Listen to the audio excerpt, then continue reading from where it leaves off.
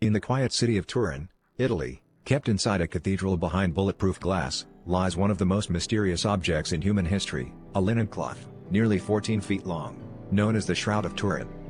At first glance, it may look ordinary, just old, yellowed fabric. But when viewed carefully, a faint image appears, the front and back of a man's body. He has long hair, a beard, and the markings of crucifixion, wounds on his wrists and feet, a blood stain on his side, and scourge marks across his back. Many believe this is none other than the burial shroud of Jesus Christ. The mystery of the shroud begins with how the image was formed. Unlike paint, ink, or dye, the image is not embedded deep into the cloth. Scientists discovered that it only penetrates the very top fibers, just a few microns thick, like a surface-level scourge. Some researchers suggest it might have been caused by a burst of radiation or energy.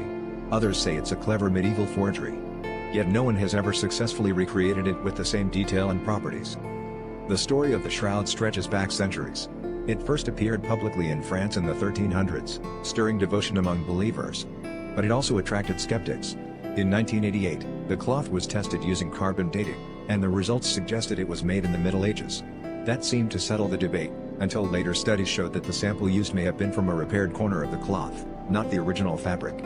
Since then, new research has detected pollen grains from plants found only in Jerusalem, and traces of blood consistent with wounds of crucifixion. The debate reopened, fiercer than ever.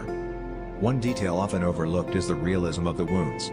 The blood flows on the shroud match what would happen if a man were crucified, with nails through the wrists rather than the palms, just as modern medical knowledge suggests. The scourge marks, more than 100 of them, match the Roman flagrum whip. The crown of thorns appears as puncture wounds across the scalp.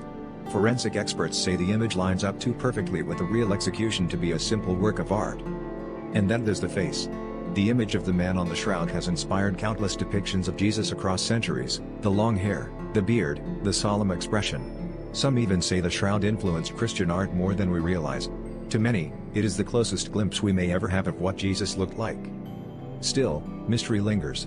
Was it truly the burial cloth of Christ? Or a medieval creation meant to inspire faith? Science has offered clues, but no final answer. Believers see it as a silent witness to the greatest miracle of all, the resurrection. Skeptics call it an elaborate relic from another age. Yet both sides agree on one thing: the Shroud of Turin remains unexplained,